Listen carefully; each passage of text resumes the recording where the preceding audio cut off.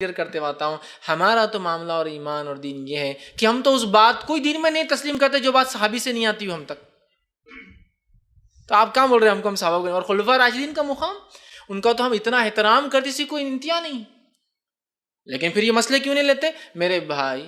طلاق کا جہاں تک مسئلہ عمر ابن خطاب رضی اللہ عنہ کے زمانے میں، وہ آپ کا ایک اجتہادی مسئلہ تھا اور وہ ایک سیاسی قدم تھا جس کو ہم کہیں گے تعزیراتی حکم. سمجھتے آپ؟ ایک جوڈیشل ججمنٹ تھا کہ لوگ طلاق کو مذاق بنا رہے تھے، تو لہٰذا آپ نے کہا ان کا مقصد شریعت بدلنا نہیں تھا، لوگوں کو سختی کرنا تھا کہ طلاق کو مذاق مت بناؤ. لوگ اس زمانے میں 1 2 3 طلاق طلاق طلاق بول رہے تو حرام ہو گئی، پھر لیکن معلوم تھا واپس لے سکتے، پھر لے رہے. تو کہا آپ جو 3 دیں گا میں اس کو 3 مان لوں گا، تاکہ لوگ طلاق دینا چھوڑ دے، سوچ وچار کر کے طلاق دے. سمجھ رہے آپ؟ تو یہ کوئی وہ نہیں. اور آپ کے زمانے میں اور حدیث کیا ہے؟ ما انا علیہ وہ اصحابی، میں اور میرے صحابہ. آپ سمجھ یہ تھوڑی کہا جس پہ میرے صحابہ ہیں، میں پہلے، نبی پہلے اور پھر صحابہ، ہے نا. تو نبی نے کیا کیا طلاق کا معاملہ؟ آپ کے زمانے میں 3 طلاق ایک ہی مانی جاتی تھی. تعزیراتی حکم کے تحت حضرت عمر کا یہ قول بھی لیا جا سکتا ہے زمین زمانے اور حالات کے اعتبار سے. ٹھیک. دوسرا 20 رکعت تراویح حضرت عمر نے کی. تم تو اماموں کو، خلفاء راشدین کو نہیں مانتے. میں آپ سے سوال کرتا ہوں، خلفاء راشدین کو ماننے کی آپ بات کرتے ہیں، حضرت عمر نے 20 رکعت تراویح کی کب؟ مسئلہ تو یہ ہے.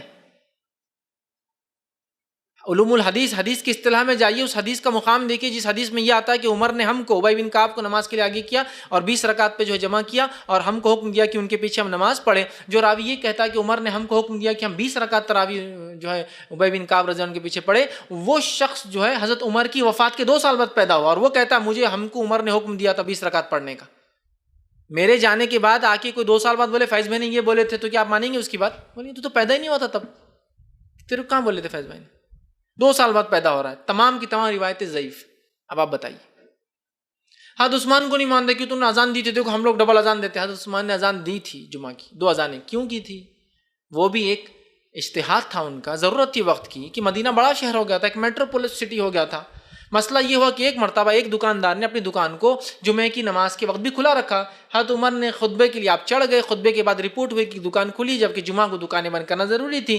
تو آپ اس دکاندار پہ کیس چلایا گیا. وہ حضرت عمر کے، حضرت عثمان رضی اللہ عنہ کے پاس آیا، عثمان میں اس لیے جمعہ کو نہیں آیا کہ مجھے تو اذان سنائی نہیں دی. حضرت عثمان نے کہا بات تو صحیح ہے، اس کی مسجد مدینہ بڑا ہو رہا ہے، مسجد نبوی کی اذان نہیں ہے. تو آپ نے کہا ٹھیک ہے، ایک بروج بنایا آپ نے، ایک اور پلر ایک جو ہے مینار بنایا شہر کے اس کونے میں، اور کہا وہاں بھی اذان دی جائیں گی. تو پہلی اذان دی جاتی مسجد میں، دوسری اذان دی جاتی وہاں، تاکہ جب خلیفہ بیٹھ جاتا آ کر ممبر پہ تو دوسری اذان دی جاتی تاکہ سارے لوگ سن لے کہ جمعے کی اذان ہو گئی. تو یہ ایک حکم تھا. تو ہم بھی کہتے دیجئے نا، حضرت عثمان کی ضرورت ہے تو آج دیجئے نا، لیکن دونوں اذانیں مائک میں ہوں گی. یہاں ایک اذان مائک میں اور دوسری امام صاحب کو، امام صاحب کو سناتے اٹھ جاؤ، اگر سو رہے ہوں گے تو اٹھ جاؤ، نماز کے لیے کھڑے ہو جاؤ، خطبے کا ٹائم ہو گیا. کیا ہے؟ ایک اذان آپ دے رہے مائک میں، پھر آ کے امام کے سامنے کھڑے اور ایک دم اتنی ہلکی آواز کی، بازو والا کبھی کوئی نیا رہا نا کیا کر رہے کہ حضرت کھڑے رہ کر. حضرت عثمان کی دور میں اذانیں کیسی ہوتی تھی؟ پہلی اذان مسجد میں، دوسری مسجد کے باہر. تو ایسے ہی کرنا، پہلی ادھر یا ادھر، یا نہیں اب ضرورت نہیں باہر جانے کی تو پھر مائک میں دونوں دینا، مائک میں دونوں دینا. دونوں اذانیں پبلک کے لیے. ایک اذان ہے جمعے کا وقت ہو گیا ہے، دوسری اذان ہے کہ اب آ کے خطیب ممبر پر بیٹھ چکا ہے، اندر آ جائیے. سمجھ رہے آپ؟ تو آپ نہیں مانتے جناب، اپنی منمانی کر رہے آپ. عثمان ایک حکم دے، تم ایک طرح سے لاگو کرے اور بولے ہم نہیں مانتے عثمان. ہم تو کہہ رہے ضرورت ہے، اجتہادی مسئلہ ہے، بالکل دی جا سکتی دوسری اذان. پورے سعودی عرب میں دی جاتی دوسری اذان، پورے خلیج گلف میں دی جاتی. کیوں؟ وہ مانتے ہیں نا اس مسئلے کو، وہاں ضرورت بھی ہے.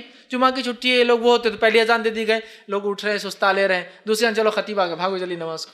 ہو سکتا ہے نا. تو بہرحال ہم اماموں کو مانتے ہیں، سب کو مانتے ہیں، لیکن ہم ایسی اندھی تقلید کی قائل نہیں ہیں جس میں اللہ کی کتاب، اس کے رسول کے واضح حکم کے بعد بھی میں یا کوئی شخص کہے میں فلاں امام کو مانتا ہوں. یہ درست نہیں.